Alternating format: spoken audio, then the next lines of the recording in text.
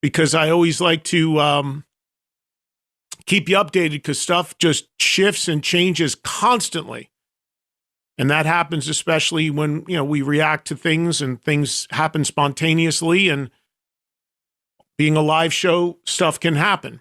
And now, the phone lines are open for your opportunity to speak your mind and give your opinion on the most influential music ever made.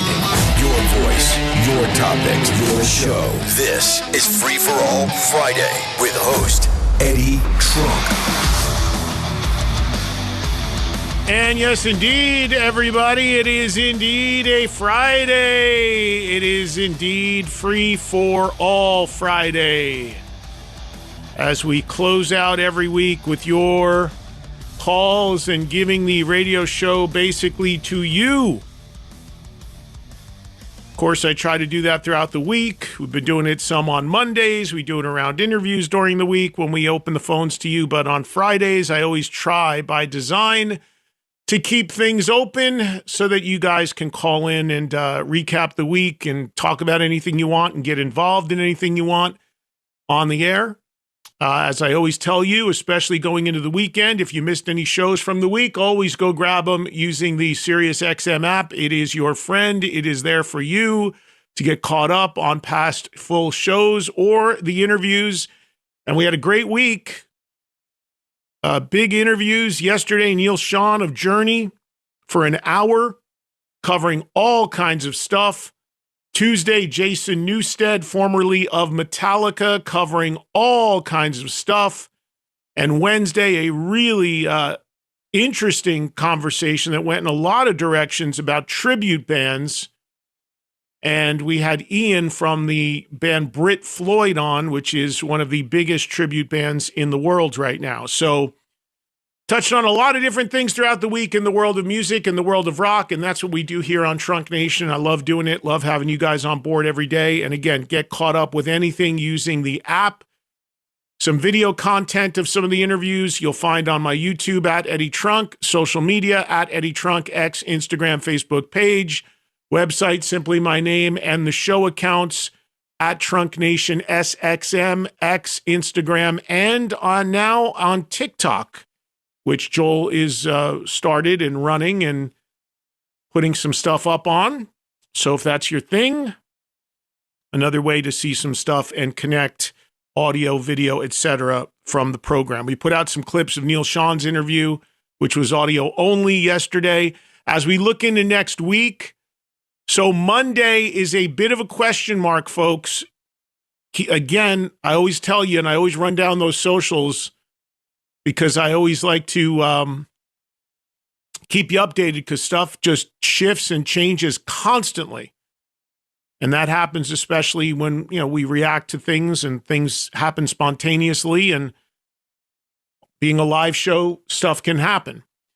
But I can tell you right now what we're looking like next week. Monday, a possibility of the warning on the show. I was in touch with yesterday, thanks to our friend Kraus and also the Warnings manager, Rudy. We are now talking and trying to see if there's a way that we might be able to get the Warning in studio on Monday in Vegas, but that is not yet confirmed or known based on their schedule. But if that ends up confirming and happening, of course, I will post and let you know immediately. So there's a chance we will have a guest on Monday, but again, it is not at all confirmed yet. Tuesday, we will have Stewart Copeland, the legendary drummer from The Police, joining us on the show. So greatly looking forward to that. And what else next week? Thursday, my gosh, how could I forget this? In studio, Alice Cooper next week. On the afternoon of the evening that Alice kicks off another run of shows with Chris Angel in Vegas. So Alice Cooper in studio Thursday, Stewart Copeland on the phone on Tuesday, maybe the Warning on Monday, and we'll see about Wednesday, some stuff pending as well. And then we go into a holiday weekend. Already Memorial Day. So we'll keep you posted as we go, but that's what we're looking like. And again, all the past stuff from the last week or two, full shows on the app, and go back into the archive of interviews. As I mentioned earlier in the week, sad news this week with the passing of legendary record producer Jack Douglas. We did do a producer spotlight with Jack. If you'd like to revisit that from about 5 years ago, that is still on the app. Punch in his name, and it should come up. Joel said it is still there. So we close out the week with all your calls, but as usual, we start the show with news and things you need to know for the day in the world of music and in the world of rock. Maybe the most interesting news today is Anthrax, who we've already talked about, have announced a new album, their first in 10 years, releasing on September 18th. And as we talk about all the time, as I talk about all the time, it is unbelievable how much music comes out from albums in advance of their release date. The Anthrax album is, 4 months away from release? Today's the 15th of May. This is coming out September 18th. Yeah, 4 months away from the album coming out. And we already have our first single and video from the album. The track is called For the Kids. It's out now and available for you to hear. It is a ripping track. I've actually heard the full album. And here's the really cool thing. If you are an old school Anthrax fan and you remember what was the first ever official music video for Anthrax, which was a song from Spreading the Disease called Madhouse, a song, by the way, that the video at the time was banned by MTV, because they were in what was like an insane asylum, and they were playing, and they were, people walking around like zombies with stuff drooling out of their mouth. And at the time, MTV thought that was like too edgy or was not politically correct or whatever the hell the mandate was back then. But then eventually they got over it and they ended up showing the music video. But what Anthrax have done on this new song is do a throwback to that video, where they are basically kind of dressed the way they looked in that video. The amps have like the camouflage they used to have in front of them, like they did in that video, and the room they're in looks very similar to the room that they shot the Madhouse video in. So it's very much a throwback to that, which anybody who's an old school fan will pick up on. And of course, it's the same band from 86 or whatever that was, with the exception of one member, lead guitarist John Donay, in for Danny Spitz. But that's pretty amazing when you think about it. How many bands can say that? The music they're making, the videos they're making, 4 of the same 5 guys from the classic period: Frank Bello, Charlie Benanti, Scott Ian, and Joey Belladonna. So that is, the single is out now. The album, as previously announced, coming September 18th. Also, we've been talking about this. I've been mentioning this a little bit, and I'm really excited to see this, and I may see it over the weekend. The documentary on Iron Maiden's original lead singer, Paul Di'Anno, is officially going to be released on June 9th. There is a theatrical screening of the movie in LA, and then shortly afterwards, it will be available on streaming platforms. Wes Orshowski, who did this documentary, I do know he did the Lemmy doc, and he's been working on this for a long time. The full title of the movie is Iron Maiden's Lost Singer, and today a 2.5-minute trailer preview was released online, and it looks really, really good. And it shows obviously old archival stuff of Paul when he sang for Maiden and recorded those first 2 classic Maiden albums. Then shows clearly I've not seen the movie, but from the trailer, some of his struggles, which were very much health related later in his life. And certainly looks like a story of perseverance. Sadly, Paul Di'Anno has since passed away, but the documentary is coming and looks like it is a very well done testament to Di'Anno and his impact and influence as Iron Maiden singer and a part of those first two records. I actually saw Paul Di'Anno singing with Iron Maiden.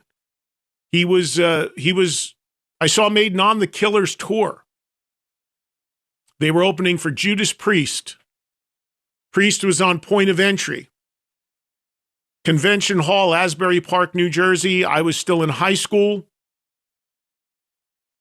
Remember, I went to the show by myself. I went predominantly to see Priest, although I was aware of and into Maiden going in. And I'll never forget, my dad, I wasn't driving at the time. My dad drove me, dropped me off in Asbury Park on the boardwalk. I went into the show.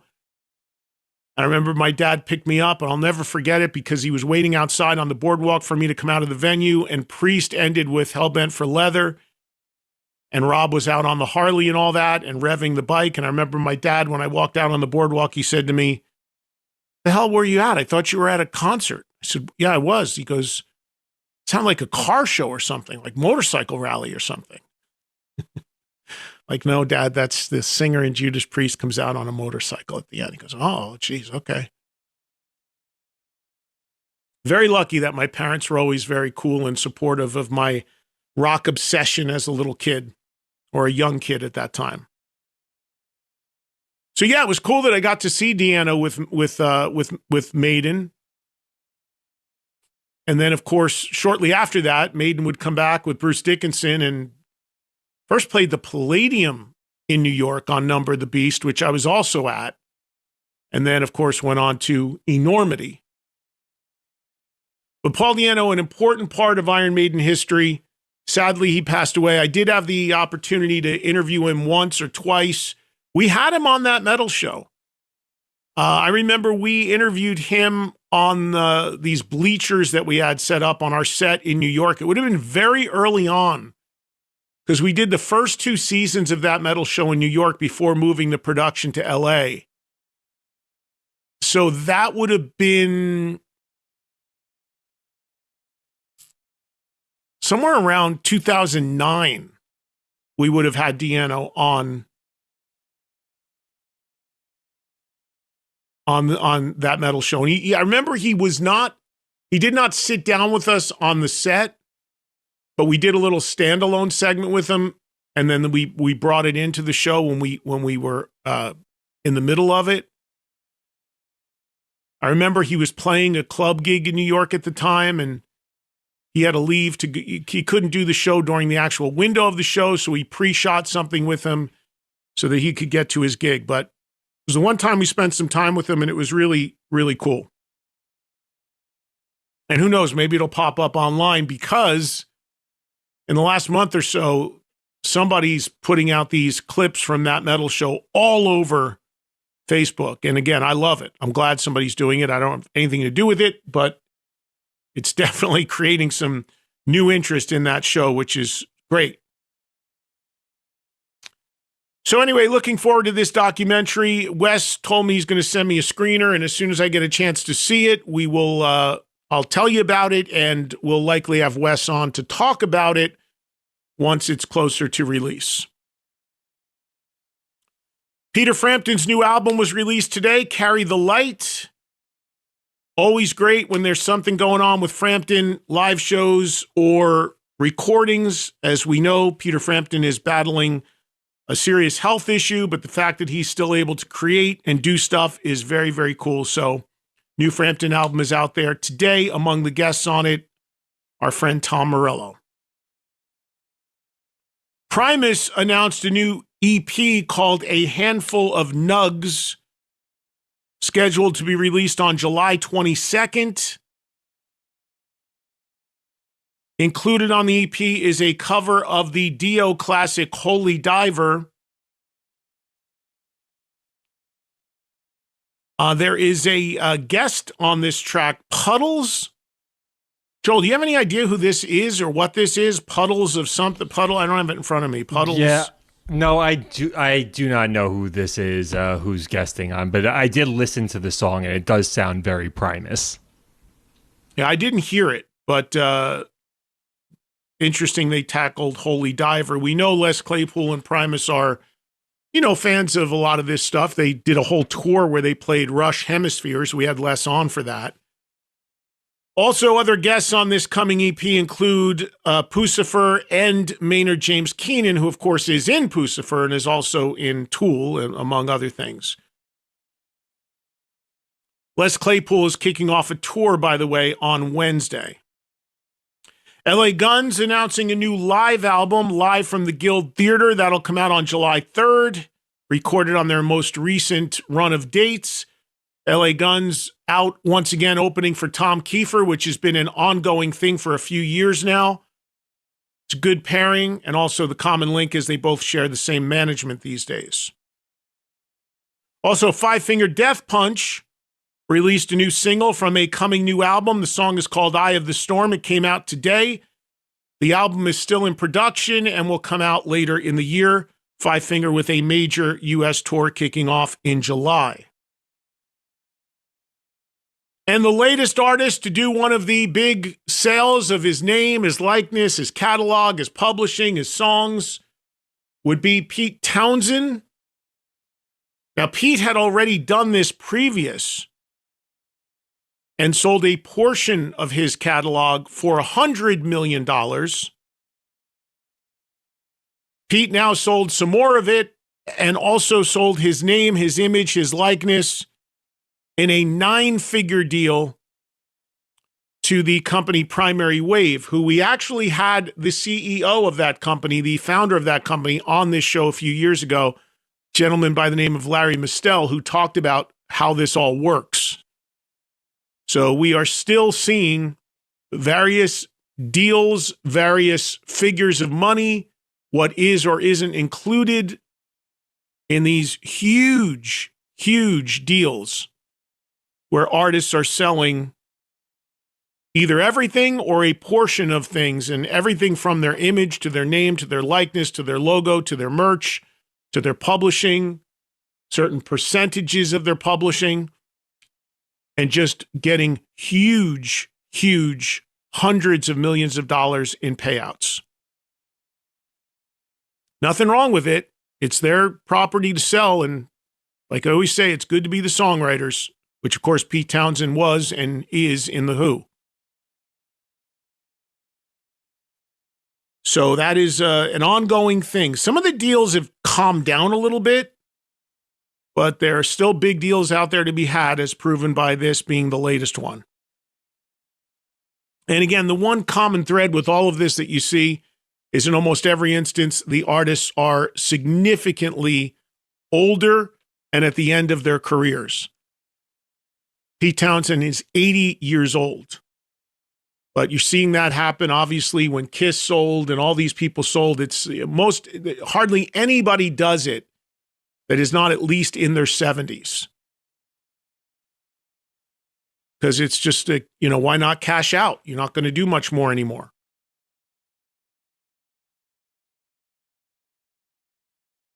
Joel, anything you want to jump in on?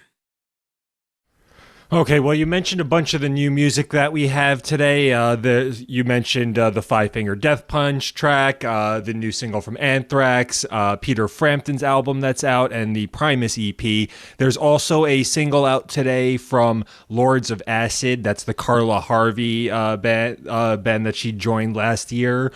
We also have a new single out from Luke Spiller of the Struts. He put out a new solo track today called When I Die, Will I Miss Living? And we also have a birthday today. Former friend of the show, Ahmet Zappa, celebrates his 52nd birthday today. Well, he's still a friend. You said former friend. Yeah. Former, I got no problem with Ahmet. Did he former do something? channel mate. Right. Yes. I Right, said that backwards. Gotcha. Yeah. We love Ahmet. Well, I'll have to text Ahmet. Happy birthday to him. He's hosting a comedy show in Vegas that's coming up. I noticed. I don't know if I'm in town when he's doing it, but it'd be good to go down there and see those guys. So we'll see. All right, so cool. Good stuff there. Happy birthday to him. Also, I wanted to, and I don't know what we're going to have time for as far as new music today. Joel, on Fridays, as you know, we play new music clips going into the breaks. So Joel, here we go. So there's two things. I'll tell you this on the air. So we definitely have to do the Anthrax, obviously. But there's you did send me something also, right? Yeah, there's two other things I want you to play if you can. And I will so one is this artist and I don't know much about this guy, but I've been sent some of his music and it's really good bluesy, kind of bluesy rock. His name is Drew Cagle and the Reputation. So that's one of the things I sent you, Joel. Wine Talkin' is the name of the track. So let's definitely do something from that, just because, some of this other stuff people will be able to hear a little more readily. But the Anthrax we'll do that. And also, Joel, look up for me, and I should have sent this to you if I didn't, but this band, and I believe it's pronounced Revis, R-E-V-I-S. Yes, you did send that to me. I do have the single Running in Circles. Yeah. Now, there's a female guest vocalist on that. So, I don't know, just take it from the middle or whatever where the song ramps up. But I promised Jason, the singer in that band, that I would play a clip of that today. So that band, for those of you that don't know, interesting story. I discovered them on the recent Summer of '99 cruise. And I told this story at the time. I was walking through the ship on my way to go see Blackstone Cherry. And in one of the really small rooms on the ship, the doors were open and there was a band in there playing. I heard this guy with this incredible voice and, really good sounding stuff. And I was like, I'll pop in there on my way and see who that is. I walked in. I had no idea who they were. I was just watching a couple songs. I was looking at the schedule, trying to figure out who it was. And it turns out it was a band, I believe it's pronounced Revis or Revis. It's R-E-V-I-S. And I'd never heard of them, knew nothing about them. Watched a couple songs, sounded great. Singer was super powerful. They did some cool covers as well. And I was like, okay, I'm going to get down there and see Blackstone Cherry too a little bit. And as I was walking out, Mark Tremonti was walking in. And Mark said to me, no, where are you going? You got to stay here. You got to watch this with me. He goes, I personally put this guy on this cruise. He said, I love this guy's record. It came out like in the late 90s and then he went away and now he's back and I brought him back to play the cruise, whatever. So it was an interesting story. So I did end up staying with Mark and watching more songs and I got to meet, is it the singer's name, Jason or Justin? Did I have that right? I think it's Justin. Oh shit. I don't know him that well. I only just met him. I think it's Justin now that I think about it.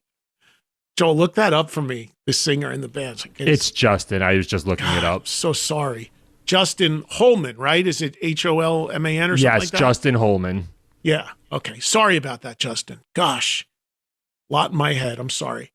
So Justin, got to meet him. Mark had only met him that night, because he was just a fan and put him on. And anyway, these guys are just, they had a major label deal back in the day and they just shut it down, didn't go anywhere, and now they're kind of back. So it's a cool band, and I like what they're doing. And they released a new single today. It's called Running in Circles, right, Joel? Yes, Running in Circles. And who's the female vocalist on it? Nikki Lane. Okay.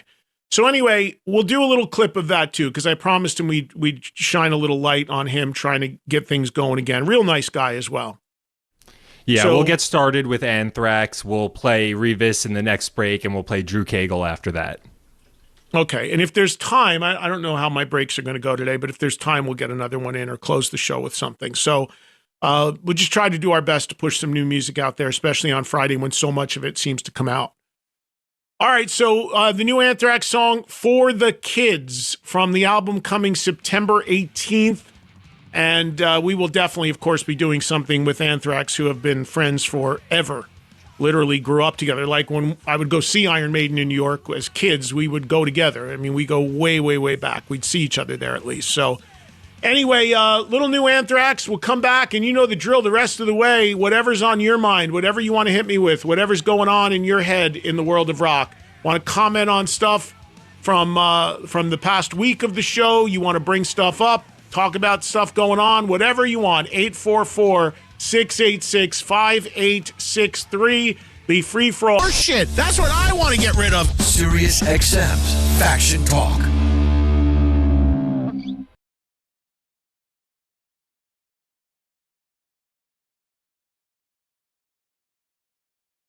Any band, any topic. Like a box of chocolates, you don't know what you're gonna get. Free for All Friday with Eddie Trunk. Sirius XM Faction Talk. All right.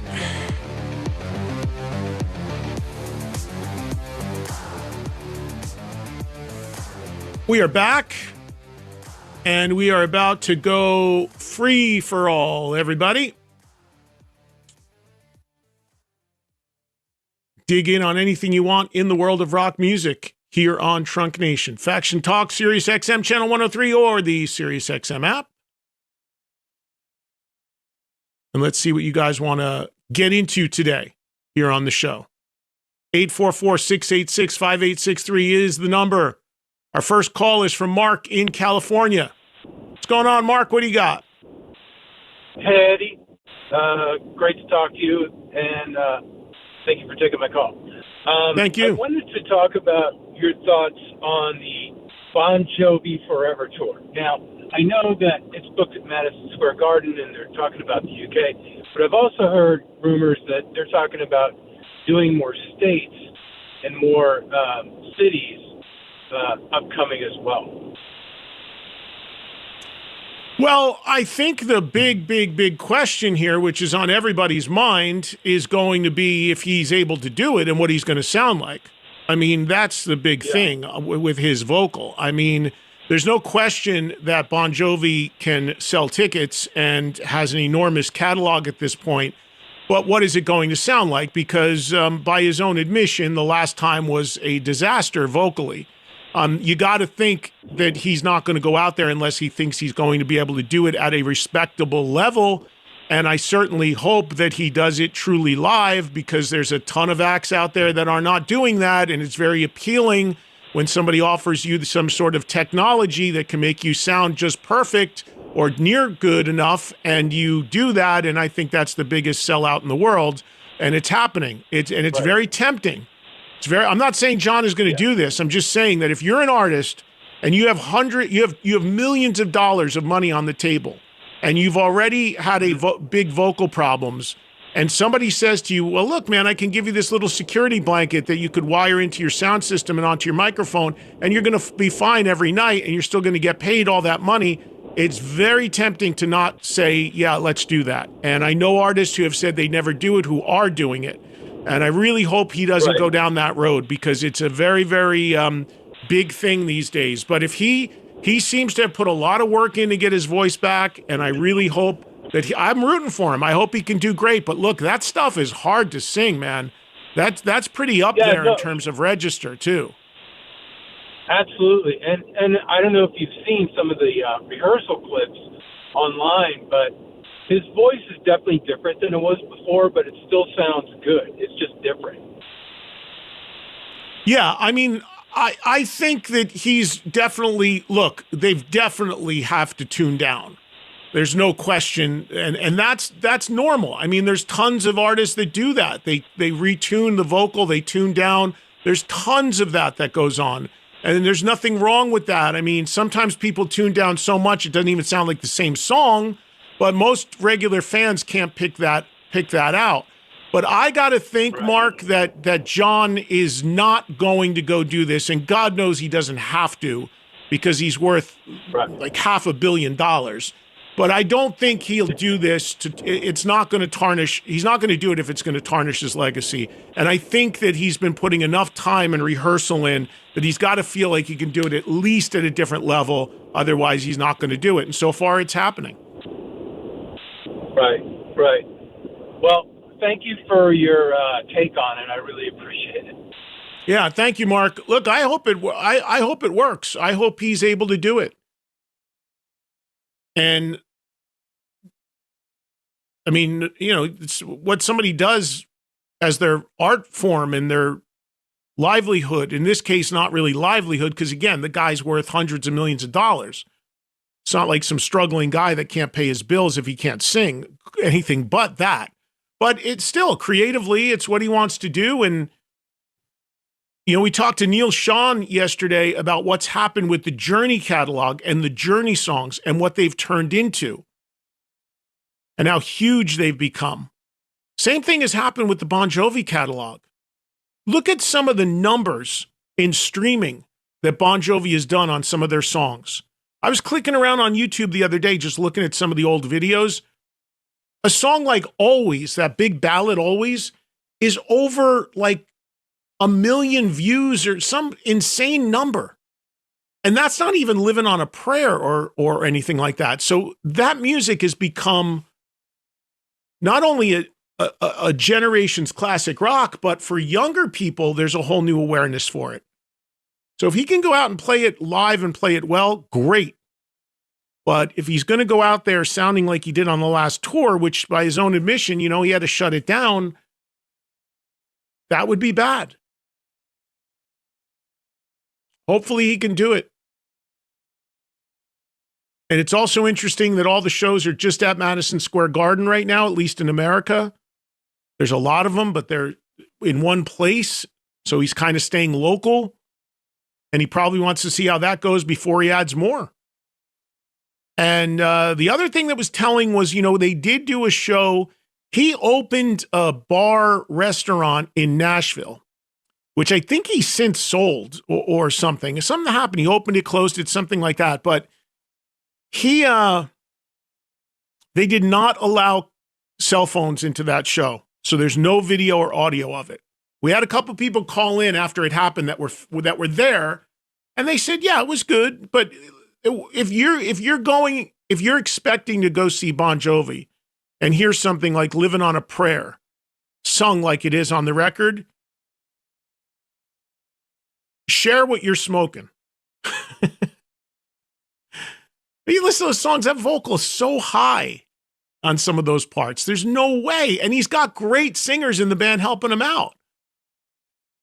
So you got to be realistic about your expectations. But if he can go out and do it at a decent, respectable level, nothing wrong with it. Here's Eric in Colorado. Go ahead, Eric. Hey, Eddie. So I actually got two things for you. First one, a month or so ago when you got back from Sao Paulo, we were talking about that Prince concert you had watched. Yes, on the plane. Yep.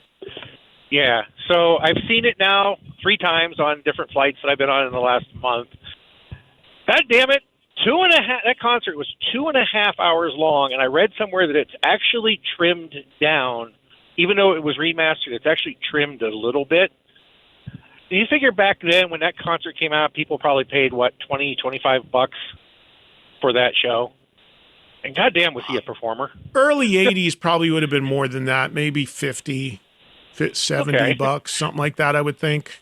But, yeah, I mean, not that cheap, but yeah, possibly, yeah. Yeah, but I mean, just watching that, like I said, I've watched it 3 times. The first time I watched it, of course, the pilot kept interrupting with little announcements. I was like, this is annoying. And then on the way back, I got it. And then a week later, I was flying and watched it the 3rd time. I was like, you know, that was actually a pretty damn good concert. Even if you're not really a Prince fan, it was still a pretty damn good concert. But the other thing, bought tickets today for Journey here in Denver in November. Front row. These I did not buy. Front row, non-package, non-VIP, 2 seats, $1,008. That is non-scalping price. Ooh. When you say front row, you mean like the very, very first row, or just the very first row, rows? Stage right? No, this is first row, stage right, to the artist's right. There was 2 seats showing available, $1,008. 2 rows. The next row back was $9 something. The VIP Diamond package, which includes all this miscellaneous stuff, depending on which row you were in, ranged from $800 to $900. Is this per ticket or for 2 tickets? Per ticket. So you paid $1,000 for your seat? No, I did not. I'm stupid. I'm not that stupid. Okay. That's just so what you things didn't were buy it. showing. Okay. I know. We went. So I almost was going to get handicap accessible because my wife right now had knee surgery here recently, and she's going to be laid up for probably the next 8 months. But even the accessible seats were $300. No, I went with what they call a bronze VIP package, which were halfway decent seats, and they were like $340 each. But a regular ticket in that same area where I bought was only $75 each cheaper. Only $75 cheaper. So what do you get by having your ticket in this VIP category? I don't have it in front of me. What all is included in it? I don't have the list in front of me. I'm driving, so can't really look it up. Right. But like I say, there were non-VIP seats, non-packaged seats being sold, or they're selling for higher than packaged seats in the same general area. And when you click on it, it even tells you the event organizer has set these prices. Yeah, I don't know. Yeah, Eric, I mean, again, I hear, and thanks, Eric, for the call. I hear these numbers of what concert tickets cost and what people are paying or willing to pay or not willing to pay. In the case of Eric, not going for that $1,000 seat, and I can't say I blame him. By the way, I've said this so many times to you guys, and I'm glad Eric did not buy that first row ticket, not because of the price. I mean, that's up to you if you can afford that, but because, as I've said so often, the front row of a concert in most cases is the worst seat in the house. The sound will suck because you're too far up. The PA's behind you. You don't have any scope of the stage. You don't have any depth of the stage. You can't see the lighting, the screens properly. You likely are going to just be looking at somebody's knees, whoever's right in front of you, playing where you are on the stage lined up. You got to be like 10, 15 rows back to get a better sense of the sound and the scope of the stage. So many of these stages, they've got production and lighting and all this stuff and screens, and you can't see any of it. You're right on top. You're too close. I know there's this great appeal of like, I'm in the first row. It sucks. You're too close. It's like if you go to a hockey game, the worst seat in a hockey game is first row. All you're seeing is what's happening right in front of you. You can't see up or down the ice. Football, worst seat, first row. You have no depth of the field. You can't look up or down the field. You have no idea if they're on the 20, if the play just went for 20 yards, 10 yards. You can't see if they got the first down. You don't have any depth perception.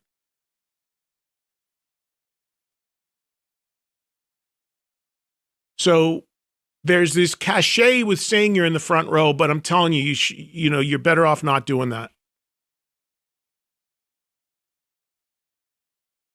Back to the Prince concert. Yeah, what he's talking about is they remastered a 1983 Purple Rain Tour Prince concert showing on airplanes, and that's where I saw it. And yeah, it's just I talked about it when I saw it a month or so ago. It's incredible what a performer that guy was. And as I've said often with Prince, that's a guy I really, really wish made a rock album. Because when he did guitar-based stuff, man, was it ripping. One of the greatest live performers ever. So when he got too poppy and too R&B, that's where he lost me. But the rock edge of what he did was amazing. Let's say hello to Jacob, who's joining us from Texas today on Trunk Nation. Hi, Jacob.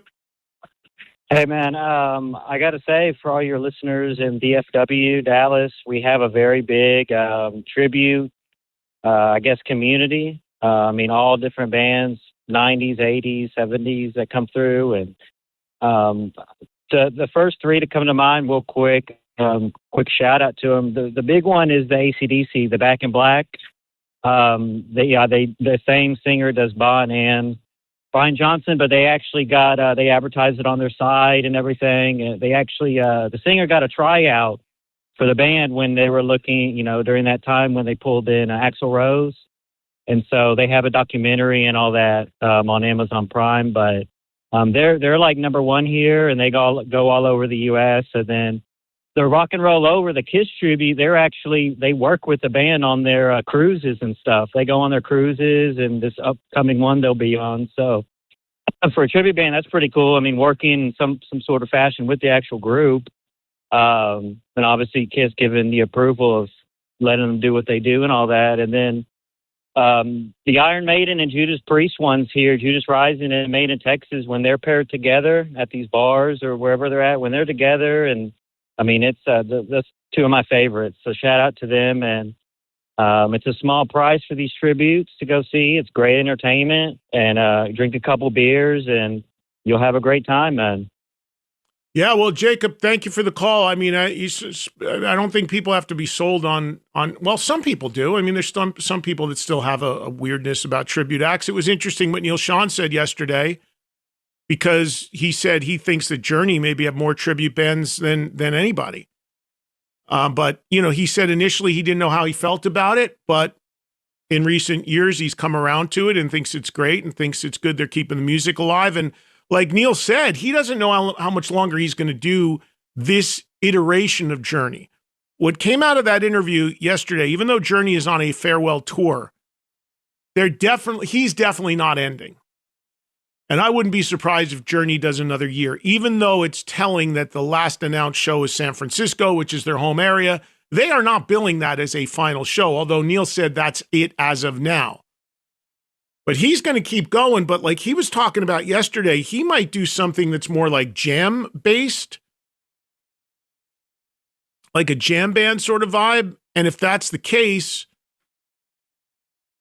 the Don't Stop Believins' and Lights and the big hits kind of will be somewhat retired, although I'm sure he'll still play those. So that's another place where these tribute bands kind of drop in. There are tribute bands all over, whether they're local, regional, at various levels. It's like anything. It's like any other band, just like there's original bands at every level. And just like there's some that are better than others and some that get further than others, but it has become a bigger and bigger thing by the moment. As a matter of fact, Andrew Freeman, who was the singer in Last in Line and apparently learned through this show when Vinny Appice was on recently that he isn't anymore, which is another story. He is scheduled to come on the show. We may even have him in next week if I can find a window for him around the schedule. And Andrew, in addition to singing in Lynch Mob these days, is now doing two tributes. He has a Def Leppard tribute and he has a Dio tribute. And of course, Last in Line was born out of the Dio band. So there's so much, different connectivity to all this stuff that's really, really interesting. Let's go to Victor, who's in Illinois, next up on a Free for All Friday. Hey, Vic. E.T., great to be back on the show, my friend. How are you today? Good. Thanks for listening and calling in. What's going on? Excellent. I don't know if this has come up before or not, but I was thinking about liner notes, how I miss them. With MP3s, you're not going to get that. With CDs, vinyl, that was a different thing, a different time. But has anybody put a compilation or a website or an app that lets you read the liner notes? Like, for example, Rust in Peace. You have switching guitars between Mustaine and Marty Friedman, who's playing what solo, all that stuff. And King Diamond wants to thank this person for that, and Mickey D wants to thank Pasty for his cymbals, all that stuff. That's all gone now. Has anybody worked on that or anything? Are you aware of anything like that? No, I know that depending upon what streaming service you may use to listen to music, some of it has, so I have Apple for streaming. And if you go on certain most albums, especially newer stuff, and you click, there's a drop down. It'll say show album credits, and you can hit that, and it drops down, and you will see sometimes credits. Now, they're not as detailed as you get on a physical record, but there are credits there. Sometimes there's even lyrics there. Sometimes there's a synopsis about the band or the record. So some of that is there on some of the streaming platforms. But as far as an online place where you can go and access all of that, I'm not aware of one. Yeah, I mean, that'd be rad though if that was actually a thing. Because I geek out on that kind of stuff. And my last question or topic would be, I have a potential throwdown for you.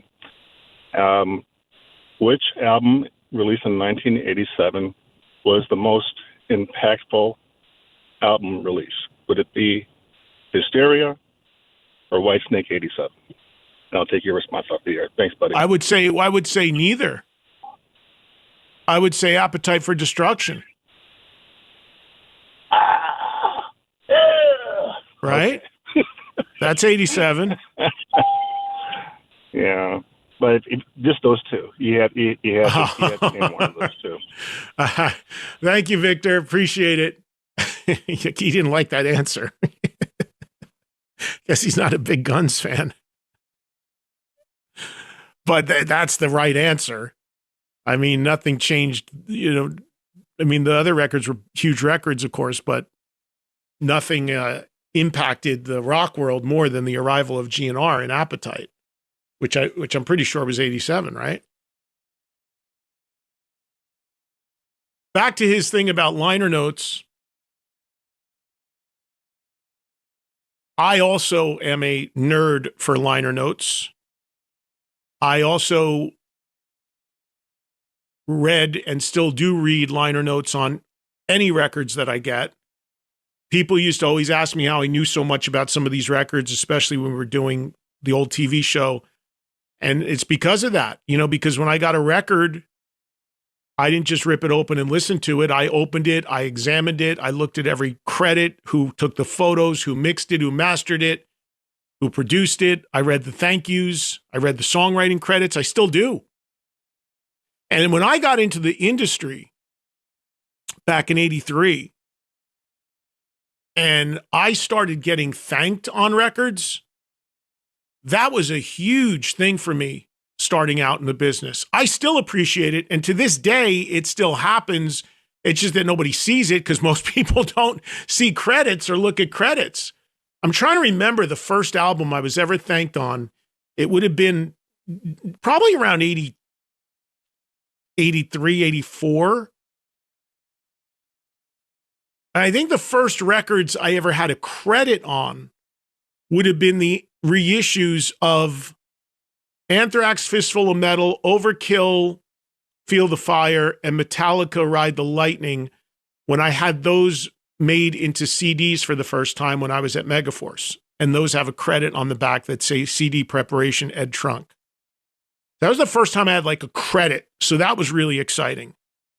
The first time I saw my name on a record as a thank you would have been early 80s. But I don't remember what it was. But ever since, still to this day, if I get a physical copy and I actually see the credits and I'll read through, it still means something to me. It really does. I don't take it lightly. I mean, over the decades, I've been on hundreds of records like that, but still means something. Something you kind of earn. So I used to love reading all that stuff, and I still do. And it's to this day, if I can do it, if I'm going to do an interview with an artist about a new record, and I know that I have a little lead time, I will try to get a physical copy of that record on my preference CD, not only because I want to have it physically, but because of the exact reason. I can look through the booklet, I can look through the artwork, I can read the liner notes. It often gives me great material and questions to ask the artist when they come on. One of the problems with that is not only getting the physical copies, but also the fact that, as I say all the time, artists are doing press for new albums 4 months before the album comes out. The thing's not even pressed yet, and they're doing all the press rounds. So you couldn't even get a physical copy because they don't exist yet. Didn't used to be like that. Used to be like you got the advance copy, you lived with it for a couple weeks if you were in the media, then you talked to the artist around the time the album came out. But that all changed too. But if you go, I can't speak for the other streamings, but I know on Apple, some of it will have synopsis. Some of them sometimes even put a little interview with the artist, a little Q&A in there. So you just go to the drop down if you have the record pulled up and hit the tab, it'll say show credits. And you can see some stuff there. But I don't think it gets as detailed as like thank yous and stuff like that. But it would be great if there was a database with all of that stuff because it is helpful. I mean, your best shot is to go to Wikipedia on an album and maybe there's some credits listed there as far as production, songwriting, and stuff like that. Let's talk to Dan, who's joining us from Arizona on this Friday. What's going on, Dan? Hey, Eddie, thanks for taking my call. You got it. Hey, appreciate that interview with Neal Schon yesterday. Big Journey fan. I still listen to that Infinity album's one of my favorite go-to albums still. So I'm 65, so I've been listening to that since way back. But hey, anyway, I'm going to the story about him. The story about him meeting Steve Perry and Steve knocking on that door. That was really, really interesting. Good stuff as well. Yeah. Two interviews this week. We had with Steve, two that we got in depth that we had some time. Jason Newsted on Tuesday and Neal yesterday. So, like I said yesterday, I love when we can have some time with these artists. And Neal was super generous to give us an hour yesterday, which was great. Yeah, cool, man. Hey, I'm going to be in Vegas next weekend for Alice and Chris Angel's show on Saturday night. So too bad you're not going to be there on Saturday. No, I'll be there. Alice will be on with us on Thursday, and I will be there at that show Thursday night, and then I'm leaving town for a few days on Friday for the holiday weekend, so I won't be there for the other ones. Right. Hey, did I hear you say you know the guy that owns the Fremont Experience Concerts? Not owns it. I know the guy who's currently running it, managing it, not the owner. Okay. Though. The owner is the city, I think. Okay. Well, if you see him, tell him I said thanks for, I know they're having Fuel's going to be there next month. Yep. And I've been waiting to see them for a long time because they don't seem to tour a lot in the United States. So I was pretty pumped to see they're putting a concert on their next, I think it's the 13th next month on a Saturday. So I'll be up there for that too. So that's awesome.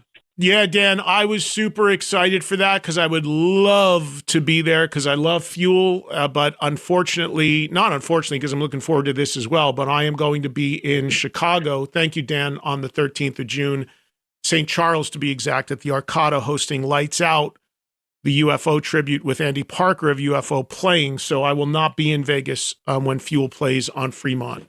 But Fuel, contrary to what he said, Fuel does play a lot. They might not play where he is, but they've been playing a lot. They are out every weekend, if not more than that lately. So they are out there quite a bit. Maybe they just haven't gotten to your area, but they are out there a lot. And Carl Bell, the main dude of Fuel, guitarist, songwriter, he lives in Vegas, has for a long time. So that's a home gig for him. But yeah, it's a great environment down there on Fremont to see a show, and it's cool that they're putting a lot of rock in down there, but cannot make that one. All right, let's get a break here as we get ready to head into our second and final hour on a Free-for-All Friday before we head into the weekend. With Eddie Trunk. I'm just talking experience that I've seen happen over the years. Sirius XM's Faction Talk. Now back to Free-for-All Friday. Open phones, open form to discuss all things rock. I'm as hard as they come, but man, I am a huge Bengals fan. I am pretty confident in saying all of Trunk Nation is fine with that. Hosted by Eddie Trunk. Sirius XM's Faction Talk. How great was it with the NFL schedule coming out yesterday? That's exciting.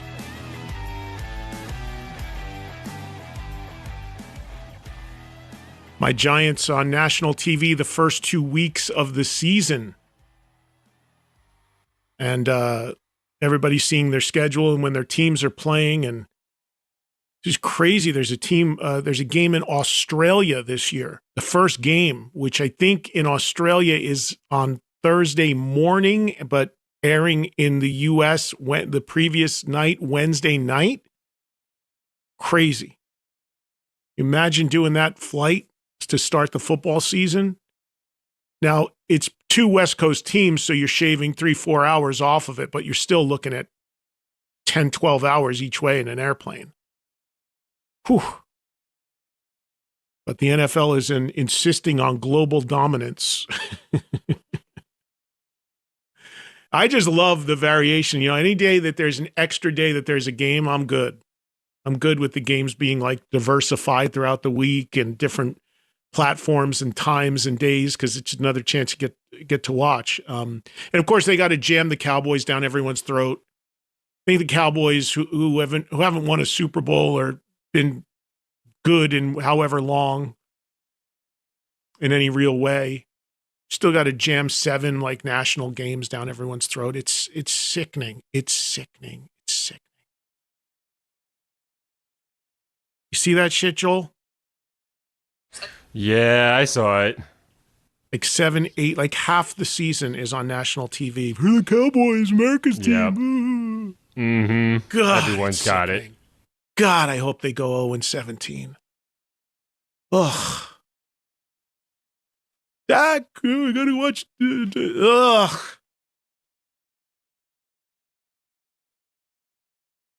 We must win that first game.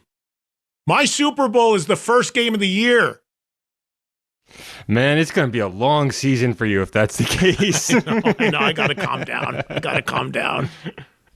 I just want to set the tone out of the gate that the Giants are back. I can hear Monica and Phoenix already trying to call in to give me shit. That's what's fun. That's what being a sports fan is about. Of course, I want the Eagles, Washington, and Dallas to lose every friggin' game. As the fans of those teams should want the Giants to lose every game. That's the point. That's the fun. Just hate that I got to wait 4 months for real games to start. I was watching a little late night hockey last night, a little VGK action. Being a Vegas resident as well, Vegas Golden Knights going on to the Western Conference Finals for like the 5th time in their 9-year existence. What a story that team is, man.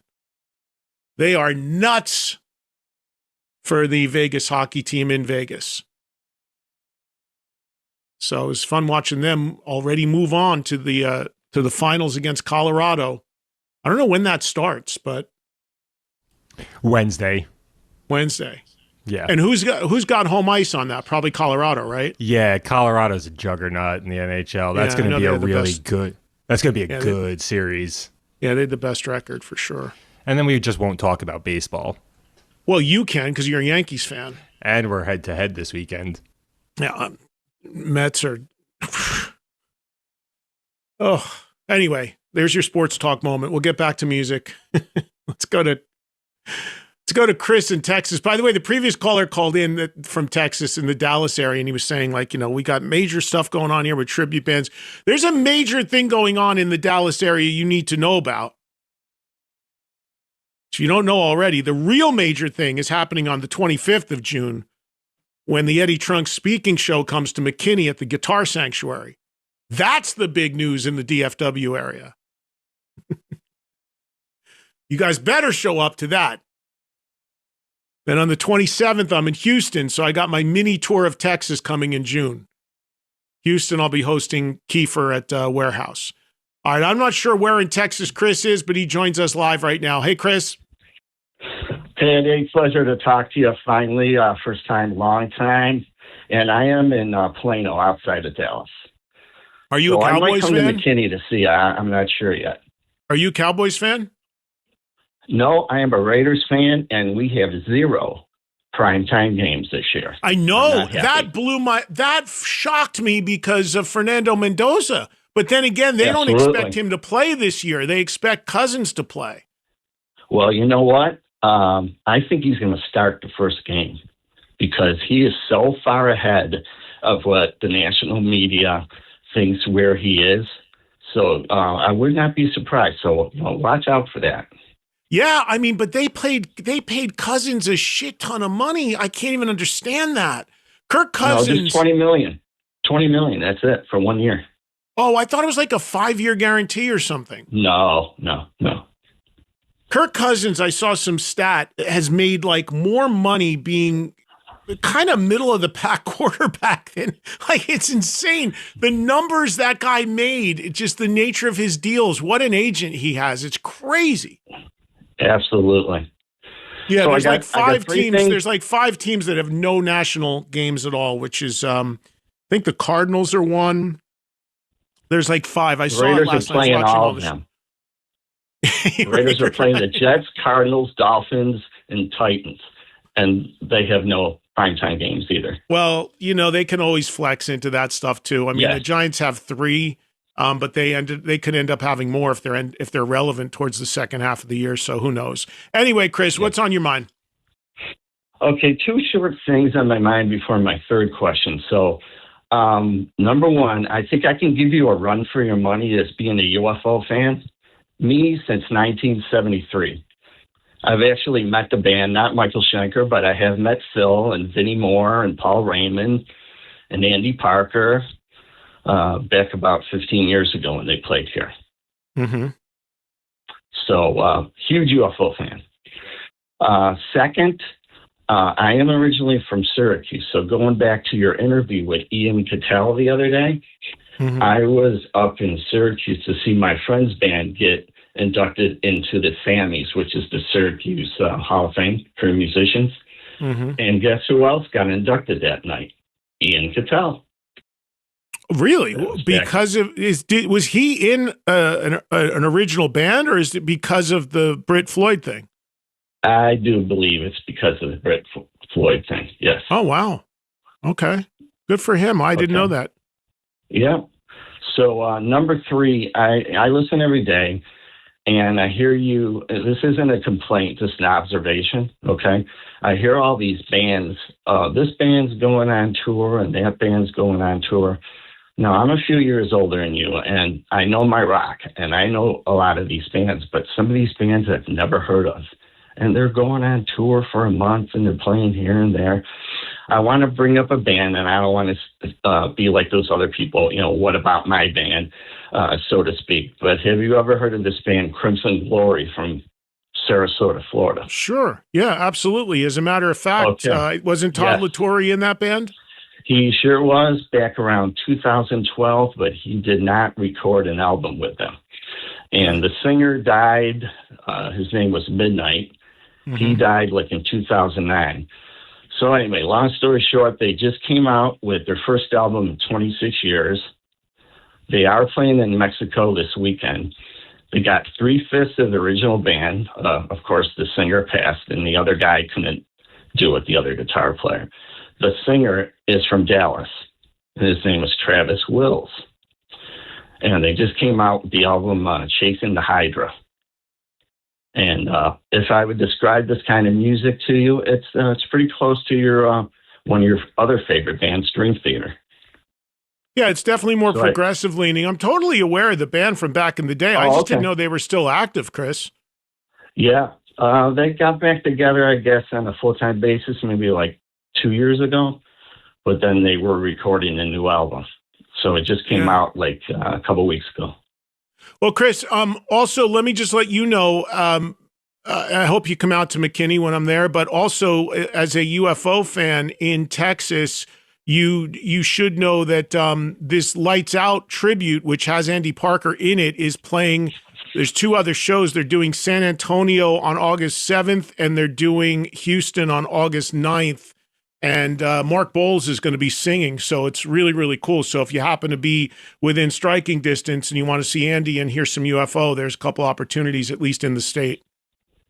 Well, I actually have some additional info for you, Eddie, because I actually texted Lights Out, and they answered me. And they say they have another gig coming up in August west of Fort Worth, I believe Richland Hills. but it's not confirmed yet. But they say they would let me know. Oh, cool. Well, thank you, Chris. Hopefully I'll see you at some of this stuff. I don't know about that one yet. I know that John, the guitar player in the band, texted me the other day, said they just had their first rehearsal. It's sounding really good, and he's excited for this first one coming up at the Arcada. Back to Crimson Glory, totally aware of the band. I didn't know they were still active. And look, to Chris's point, in my news every day, when I run down tours that are happening and stuff that's happening, there's no doubt there's some stuff happening that I don't know about that doesn't get in there. And the only reason why that's the case is because nobody sent it to me. Because all of that stuff that I hit you with, I'm on a million mailing lists from record labels and publicity outlets that pump this stuff out every day. So if these acts don't have a publicist that's in touch with me, or somebody working their media, or a label or an agent that isn't sending me, and I'm not on their mailing list, and I don't see it online or see it anywhere, if it doesn't pop up on any of the websites or Blabbermouth or Loudwire or Ultimate Classic Rock or any of these outlets. But what I do is we all get the same press releases. All of those outlets, just so you guys know how it works, almost all of these outlets, all they do is print out the press releases that are sent out by the industry if they're on the mailing list. So that's why a lot of it is the same info, but I weed through that stuff because there's some stuff that, I'm not going to read or everything I get because it's not really relevant, or it's just like, this person's feelings on something. But the tangible stuff, tour being announced, festival being announced, album being announced, that's the stuff that we use in the news. And sometimes that stuff, some of these acts that are a bit smaller, they don't have a big infrastructure, they just don't have anybody doing that. And sometimes they'll just post it on their social media, which is another place where I get a lot of information from, the actual social media of the actual acts. But if I'm not following that act, or they're not following me, and it's not popping up in my stream or my algorithms, there's stuff that's always going to fall between the cracks. So it's not any sort of agenda or bias there, because, by the way, there's a ton of bands in the news that I cover or will bring up every day, whether it's just a mention or tours that I'm not necessarily a fan of even, but it's news. I'm just, want to put it out there for everybody. That's part of what I like doing and I think is important. I don't have to like it to talk about it or cover it. Here's Mike in New York. What's going on, Mike? Eddie Trunk, how are you, my friend? I'm good, Mike. What's on your mind today? Thanks for waiting. You ever hear of an artist called Dan Byrne? Byrne? Wasn't he the guy in Georgia Satellites? No, this kid's from England. His album comes out next Friday. It's called This Is Where the Show Begins. This kid is incredible. His vocals are next level. I discovered him by accident on Facebook. I get a lot of stuff comes up. If it's heavy metal or rock, I listen to it. And, this kid's unbelievable. And I don't know if he's ever played in America, but he puts his touring stuff on. It's mostly England and Europe, and every show is sold out every night. Yeah, I'm pretty sure that's the same name as the singer in Georgia Satellites. I think the singer in that older band Georgia Satellites, I think his name was Dan Byrne too, if I'm not mistaken. I could be wrong, but I thought this guy was. This guy's a kid though, Eddie. This kid's like 28 years old. Oh, okay. He's brand new. He's got, but he did.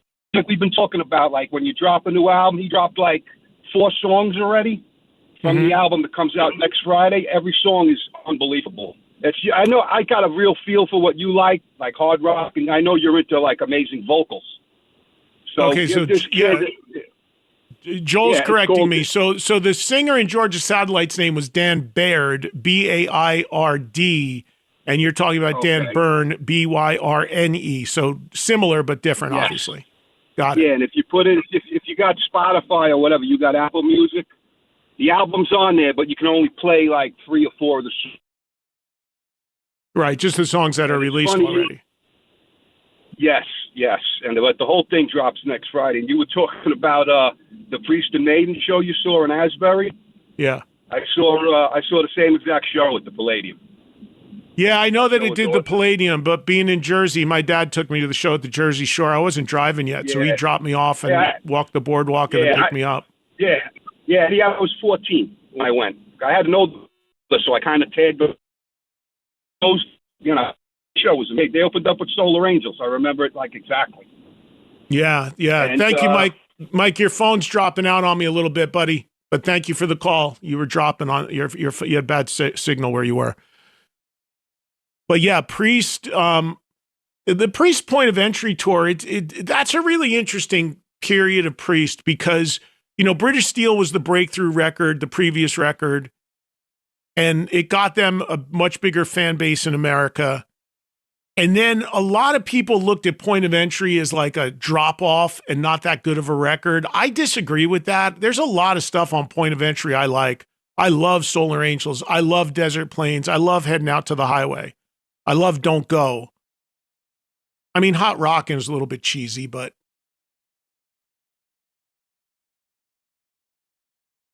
and then of course, Screaming for Vengeance is the blockbuster, which comes next. So it's weird. Point of Entry sits between British Steel and Screaming for Vengeance, two iconic records, and kind of gets lost a little bit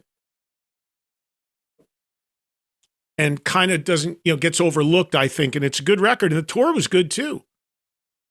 I mean, think of it. I mean, at that point, Priest had Point of Entry back in terms of catalog. So you're playing stuff from Hellbent for Leather and Stained Class, British Steel, Sad Wings, Sin After Sin. I mean, it's great stuff. And then, of course, it went to arena level when Screaming for Vengeance came out, and all of a sudden they're on MTV with Got Another Thing Coming and all that. Now you hear You Got Another Thing Coming in car commercials. It's crazy, man. But yes, Priest, Maiden opening, Killers tour, Paul Di'Anno. Never forget that. I'll check out that artist. Joel was just saying that we should look at we're kind of due to do one of our new music spotlight shows.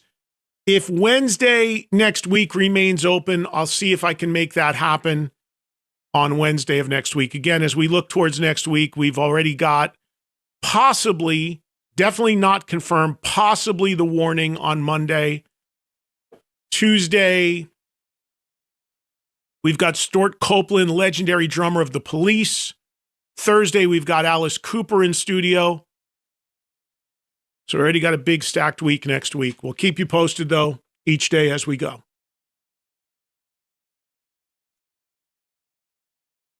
Let's say hi to Mario, who's joining us from Illinois today. He's next up on Trunk Nation. Hi, Mario.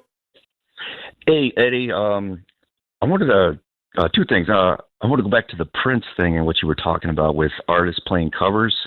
When he played the Super Bowl, he actually played two covers, and I was kind of disappointed. I'm a big fan of his. I was kind of disappointed when he did that, And there's another time when I saw Gene Simmons and he played a Beatles cover, and I absolutely loved that. And I saw Triumph on Wednesday, and they were great. Rick Emmett is out there shredding. He's got two guys out there. They almost look like they're from another band. They look like they're from Danzig almost. They're dressed in black, but they were awesome. They really. It was a great show. I was happy. It's the first time I ever saw the it. other guys in Triumph are all friends and have been on this show countless times. We've covered this extensively. It's Todd Kearns, Brent Fitz, and Phil X on most of the shows. It's three extra guys. Mm-hmm. And they are in Slash's band. Todd and Brent are in Slash's band, and Phil is in Bon Jovi. Okay. All right. Yeah, they were great. And they're all awesome. Canadian. Oh, cool. Keeping it with Canada then. Exactly. It was a great show though. Good. I haven't seen it yet, but I'm looking forward to it. Yeah, I think you'll like it. Rick Emmett is shredding. I thought he was great. All right, cool. Is that it, Mario? Yeah. Just if you get a chance, check out the song "Bambi" by Prince, and he's just ripping it. He's shredding. It's awesome. Yeah, well, he definitely has his moments. Thank you, Mario, on guitar, where he definitely, Even the solo in When Doves Cry, it's a long solo. If you hear the full-length version of that song, it's a long, extended guitar solo. I had always wished, though, he made a full-on rock album. And I've told this story before. Michael Bland, who was a drummer at one point for Prince, who in recent years has been the drummer in Soul Asylum. I spoke to Michael about this a number of years ago when I went to see Soul Asylum. And I will never forget what Michael said to me when I said, yeah, I really wish Prince had made a rock record. And he goes, well, you know what? He may have. And I said, what do you mean? He's like, dude, he goes, there is just tons of unreleased material. He made tons of records that never came out, all different directions. And he said, when we were in his band, he goes, it would be not out of the norm for him to call us in the middle of the night and be like, you got to come down here and record something with me or hear something. Because a lot of the stuff he did himself. So he said, at some point, there very well could be a record that gets unearthed that he made as a rock record. And in that same conversation, Michael Bland told me, he said, you know what? He goes, because Prince loved rock. He goes, you know what? He said he even covered one of this guy's songs. And he pointed to Dave Pirner, who, of course, is the singer and songwriter in Soul Asylum, who was sitting there on the bus. And, of course, Soul Asylum is from Minneapolis. And I said, what? And he goes, yeah. He goes, he covered a Soul Asylum song. I said, who did? He goes, Prince. I go, get out of here. And Pirner's just sitting there like, yeah, believe it or not. And I was like, what's that about? And he goes, yeah, he recorded a cover of a Soul Asylum song called Stand Up and Be Strong, which is on maybe my favorite album from them called The Silver Lining. And I said, well, how did that happen? He goes, he loved the song. And he asked Dave if he could record it. And Dave was like, yeah, Prince recorded one of my songs. And he did. And I never heard it, and I didn't even believe, not that Michael was lying, but I couldn't believe it. And I don't know, a couple years ago, the Prince version came out. It came out as like a B-side or from a single or something, but they did release it. So to Michael's point, you never know what's in those archives. Here's Dave in Wisconsin. Hi, Dave. Hey, Eddie. Hey, wanted to double up what Mario said and give props to Triumph. I thought it was one of the best sounding shows that I've ever heard. Both my buddy and I were amazed at how dialed in they were, and it was just near perfection musically. So really, really good. Where did you go? Where was the show? Where'd you see them? Last night in Milwaukee. And where did they play? It was the Miller High Life Theater. I'd say it was probably a 4,000 or 5,000 person theater, large theater. And did they sell it out, or was it a good crowd? Yeah. I would. If it wasn't sold out, it was 98% sold out. Yeah, it was full in there, and it was good. People were into it, and they just sounded perfect. So really good. Todd Kearns took the lead on Spellbound and was just awesome. And Rick Emmett, just the parts he sang, he still sounded really good and was terrific on guitar. And I think that they did everything right in terms of bringing back that catalog and playing it. Good. Well, I'm glad it's, from what I'm hearing from people, it's positive. I've not had the opportunity to see it. They've not played within striking distance of me yet, and they don't have anything booked west at all right now. So I'm hoping they add shows and maybe do a Vegas date or something like that, which would be great, especially that because Brent and Todd live in Vegas, and Philly used to live in Vegas, but is in LA now. But still, it'd be cool if they do a Vegas play and do some stuff west. I know that they were going to hold off on doing more shows or adding more shows until they see how this went and how they all felt about it. But I would think they probably have a pretty good read on that by now. So fingers crossed they'll announce more dates, towards the end of the year. Yeah. One other question for you too, Eddie. On we're talking about the passing of Jack Douglas this week, and we know about the ghost players on the original, or not the original, but the second Aerosmith album. And we also know about ghost players on other albums by Warrant and whoever else. My question for you, actually two questions, is one, did they sign disclaimers when those people played on those albums? And then the second thing is, is there even a need for that anymore? Do they even do that anymore with the way that the electronics have taken over? Well, back in the day, so it wouldn't be a disclaimer; it would be a non-disclosure. A non-disclosure, yeah. Yeah, that's what you'd be looking for, Dave. But better known as an NDA, a non-disclosure agreement, which is still a very, very, very common thing. Thank you, Dave. It is very common in certain areas and worlds, whether it's corporate, whether it's entertainment, whether it's media, whatever it may be. Certain people will ask for non-disclosures. If you work for a famous person, there are people that even if you are a housekeeper, say you're a very wealthy, famous celebrity and you're a housekeeper or a driver or something like that, or they're pilot or something, and you're going to be around them and hear private conversations, you may have to sign a document known as an NDA, meaning that you will, if you ever publicly talk about things you heard or saw while being employed by that person, you can be sued and what have you.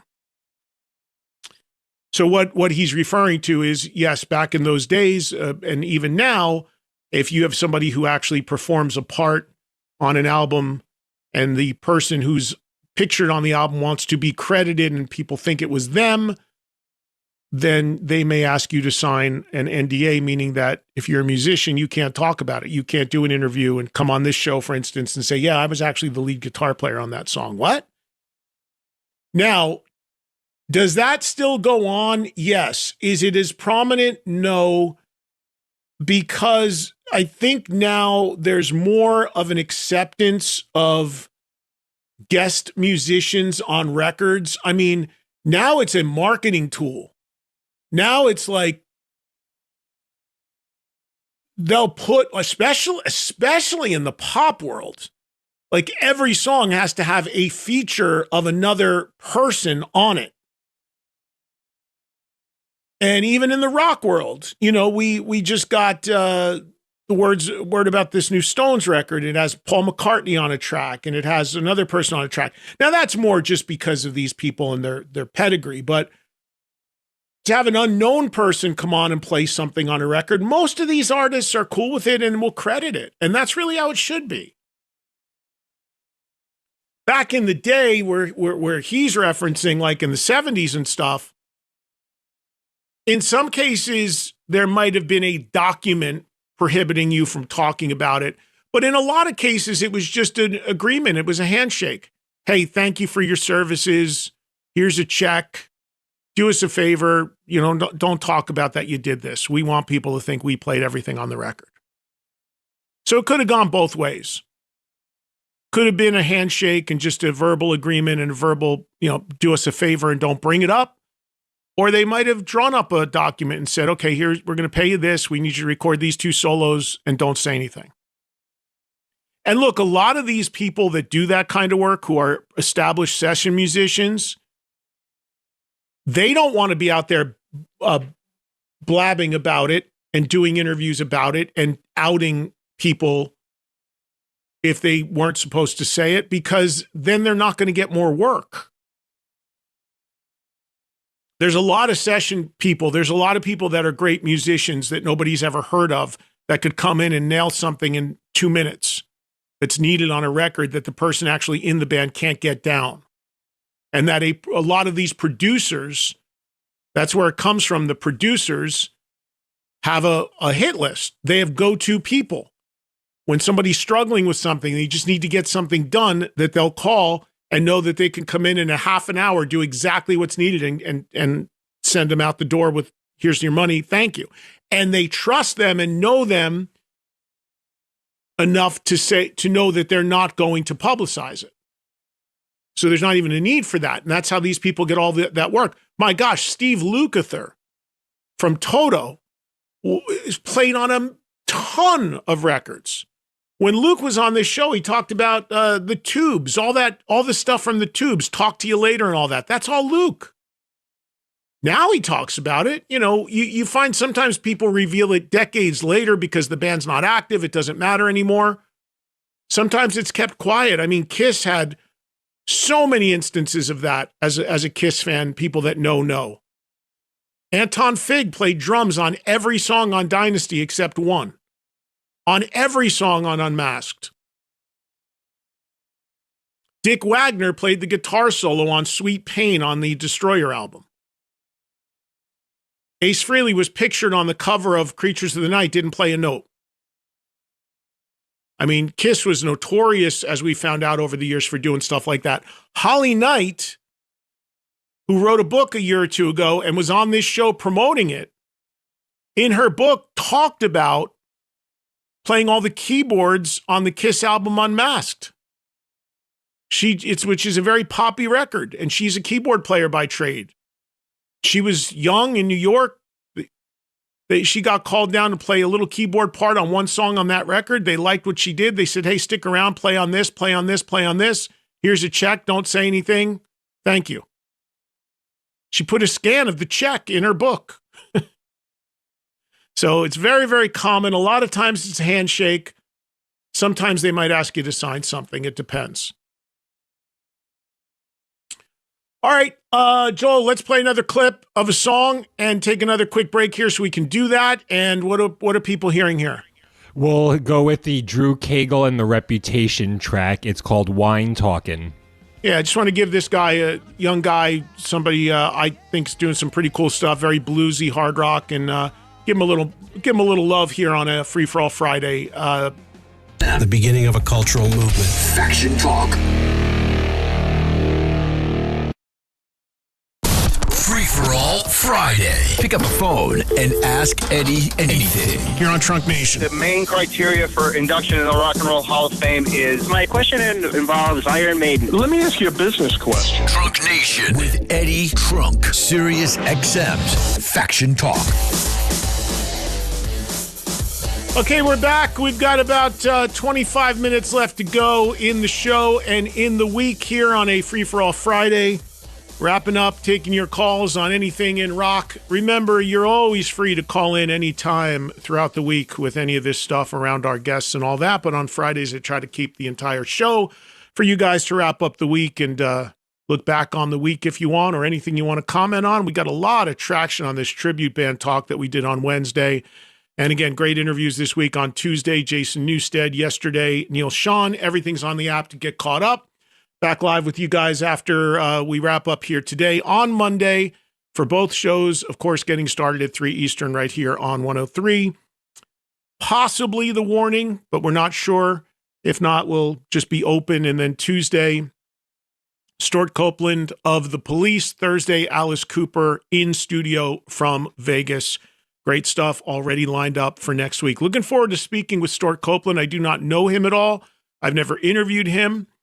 He is widely regarded as a phenomenal drummer from his work with The Police. He also, I believe, does photography, and he is promoting a speaking tour that he has coming up. Of course, The Police are no longer active, but that is a band that if they did get active again, would easily be at stadium level in terms of draw. I mean, they were last time they toured doing stadiums. Sting obviously is very active, still plays, does tons of residencies in Vegas and all of that. But that is a band, you know my cloak word, dynamic. That is a band that is a well-documented dynamic. So that's all you need to know about that one. Here's Cliff in North Carolina. What's going on, Cliff? What's going on, brother? Just a quick FYI before I get to my topic. Speaking of Toto session man, Mike Porcaro played bass on the song Creatures of the Night. Yeah, all of the guys in Toto were session guys. That's why they started Toto, because they were top session guys, and they ended up saying, you know what, let's all come together and try making a band, and that's what Toto was. Oh, yeah. Yeah, that's exactly what happened. I mean, the entire Boz Scaggs Silk Degrees album is essentially Toto with Boz Scaggs singing. Yep, exactly. Exactly. Yeah, and I was watching phenomenal. I saw the Michael Jackson biopic, and I was curious to see in that if they were going to reference Eddie Van Halen in any way when they got to recording Beat It. And they didn't. Yeah. They just, I think they just said you heard the guitar solo come into the song, and you just had the guy playing Michael Jackson kind of looked at the camera and he's like, yeah, man, that's some rock and roll right there or something. But I don't think they ever referenced Eddie Van Halen, but I felt like saying, yeah, but everything else on that record is Steve Lukather. All the guitar on Thriller is Steve Lukather. Oh, yeah, and bass. And the drummer was Jeff Porcaro. Right, with the exception of the Beat It solo, just the solo. The guitar riff throughout Beat It is Lukather. It's just the guitar solo. Yeah. Right, yeah. Oh, dude, if you and I ever got together, man, we could geek the hell out. The keyboard player in my band always, and I'm going to get to that in a second, he always tells me I need to have a podcast. But so getting to the subject, first and foremost, and this will tie in with what I have to talk about. Thank you on behalf of Genesis fans everywhere for that interview with Phil Collins. My band likes to believe we had a little something to do with it because I am in Abacab, the music of Genesis, Phil Collins, and Peter Gabriel. And we have gotten pretty big lately. And we actually played 2 back-to-back sold-out shows in Cleveland the eve of Phil going in. And we actually went to the Hall of Fame that morning before we left for Pittsburgh. We stopped at the Hall of Fame. But I put the band together, just to get to the subject, because I know you got a lot of other calls. Yeah, but Cliff, put the band together. hold on, Cliff. Yeah. You said you played, but the induction ceremony didn't happen yet for Phil Collins. No. Genesis went in? He was still. Well, Genesis. No. We were in town on the eve of Phil getting nominated. Oh, okay, I got you. Okay. Not nominated, but inducted. I'm sorry. No, not that was inducted. last month, Right. Announced that he was going to go in. Right. I got what you're saying now. The announcement. Yeah. Right. Yeah, we were there the morning that it all happened. So we like to think we put a little stink on it. Well, good. Hopefully, whatever helps. Yeah. So, I mean, I put Abacab together, I guess, back in 2015. After varying degrees of success with other tributes, I wanted to do something nobody else was doing. We cover the entire catalog, not just the popular stuff. We go deep. We do all the solo catalog. But, just like within the last 2 years, we have signed with a booking agency, and we sell out theaters. I'm talking like 400 to 500 seaters in towns that we don't live in. We just got back from Canada. We did Montreal last week, actually. We did Montreal, Ottawa, and Toronto, and all sold out shows. And it's amazing the turnout that we've been getting. And we're not an actual. We don't dress up as them. We do like to have the footprint, so we have the 2 drum kits. Mm-hmm. We don't dress, our singer doesn't dress up in the flower costume like Peter Gabriel used to. But it's astounding. Just in we've actually had Chester Thompson has come out to see us at a prog fest, and Nick DiVirgilio, who actually Genesis album. He got up and sang a song with us at a festival once. So we're definitely on some of their radar. Well, that's cool. Cliff, Cliff, I gotta stop you because I got a million other calls and I got very little time. What's the name of the band, Cliff? Abacab, the music of Genesis, Phil Collins, and Peter Gabriel. Cool. All right, cool. Thanks, man. Thanks for checking in. Appreciate it. We just don't have the time to get the rundown of, because I knew when I got into tribute bands this week that there's going to be a barrage of that. because there's just so many of them, then everyone's going to want to tell their story about their tribute, which is great. We could do more of it down the line, but you just can't take too much time with it on one band. Because again, a lot of this stuff is very regional. The reason why I had the guy on, and I know Cliff said he went to Canada or wherever he went, but the reason why I had the guy on from Brit Floyd, Ian, is because they're one of the few bands that have gone to a whole different level with it. There aren't a lot of tribute acts out there going out in 2 buses and 2 semis with equipment, playing 2 nights at Red Rocks. So that's a whole different world there. Let's say hello to Cormac in California. Cormac, how you doing, buddy? Hey, Eddie, how's it going? Good, man. How you been? Not bad, not bad. I was just thinking, as much as I appreciate American football, I'm glad I'm not a fan because it sounds very stressful when listening to you on the radio talking about football. Well, if you're a lunatic like I am with it, yeah, it can be. But most people, it should be enjoyment, not agony. But yeah. Yeah, cool. Just want to do a quick report. I saw Yungblud a few times. I got lucky enough to see him in Ireland last month twice and Minneapolis last weekend. And this gig is by far the best rock production I've seen in years. A few quick takeaways. His walk-on music was War Pigs, which is incredible. Everyone was singing. There was teenagers wearing Black Sabbath T-shirts in the audience, which was kind of cool to see, obviously inspired by his love of Ozzy. I think everyone knew the words to Changes, when he sang it. He had 9 musicians on stage with him. Like, it was absolutely incredible. In Ireland, Cormac, in Ireland, is he playing arenas? Yeah, so he played in Belfast, probably to 10,000 people, probably the same in Dublin. So that's kind of the biggest size arenas that we have. And the shows were sold out. Amazing. It was amazing. I mean, there was women flashing their boobs, like unsolicited. Felt like it was in like a Home Sweet Home video from the 80s. He did something really cool that bands don't do as much anymore. And they have this kind of live feed of him walking to the stage from backstage. And it was different. Like in Belfast, he was taking a piss in a urinal and then he walked into the stage. In Dublin, he was drinking a pint of Guinness. Minneapolis, he kind of walks out onto the balcony and waves to the crowd. But the production is slightly scaled back for the US. He had 2 less musicians on stage with the strings, and stage was slightly different prop-wise, but still incredible. But anyway, I know this tour is more or less sold out, and the second-hand ticket prices are ridiculous. But if anyone out there gets a chance to go and see him, I'd highly recommend it. One of the best shows I've seen in years. So you saw a US show as well. You said you saw where, Minneapolis? Yeah, Minneapolis last Saturday. And was the Warning on that show?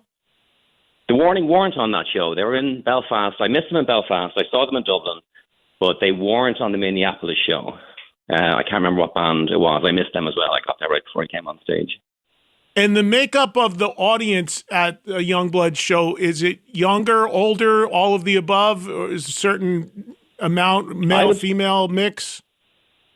A lot of females up front. I'd say probably 60-40 females, and I'd say probably 70% younger crowd, 30% a bit older.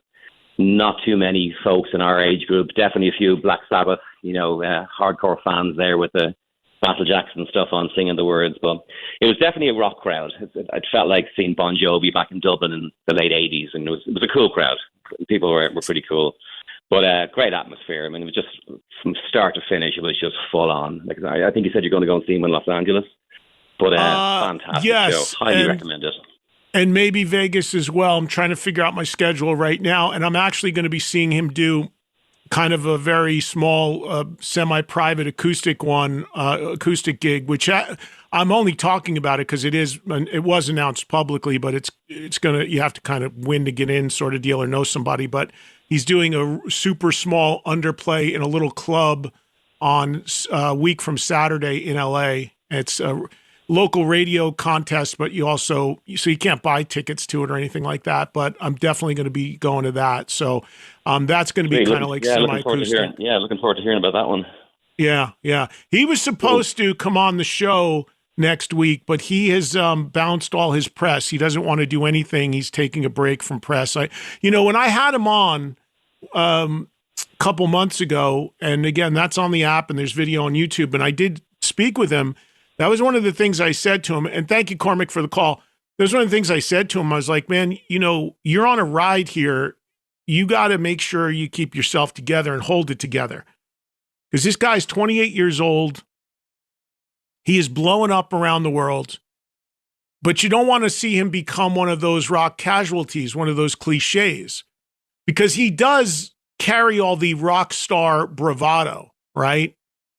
But you don't want him to become one of the casualties, where the next thing you know, he's off the rails, or he's, you know, got a drug problem or an alcohol problem, or he can't sing anymore, or he's getting in trouble or anything like that. Like, there's a line. People want rock stars to be rock stars, but you can't go over the line because sometimes that ends badly. Look no further than all the countless artists we've lost in their 20s or 30s. And I brought, if you watch the interview or go back and listen to the interview, I brought that up to him, and he said, yeah, he goes, no, I'm fully aware of that. And he said, that's why I've got good people around me. And he said, that's also why I've just taken a really big break. At that point, he took a break from playing. But he is, from what I've heard, and I've only interviewed him the one time, he is all in. Like, he wants to do everything, and he's riding this wave, and he wants to do all this press and media and doesn't say no to a lot of things. And he was supposed to do a whole bunch of media stuff in Vegas, LA, etc. But now I'm hearing he's decided to not do any of that right now and change gears and just worry about doing the shows. There's also another part of it too. You want to make sure you don't overexpose, you know, because that can work against you too. When you're so out there and so on fire and so everywhere that it turns on you, you get overexposed a little bit. You get people that get, it's a little much at this point, and they turn on you. So there's a line. And, you know, he's going to be working on a new record and stuff, so he probably wants to kind of put a little space in, I would think, too, which is smart. I understand it. So I'm sure we'll have him on again at some point at the right time, and I look forward to actually being able to see these shows coming up, which will be in two very different shows. One, a big full-on show, big theater, and then one with like 200 people in a little club. So that's going to be pretty cool. I'll be able to report on that after Memorial Weekend. All right, well, that's it for this week, and that's it for a Free For All Friday. I thank you all for listening.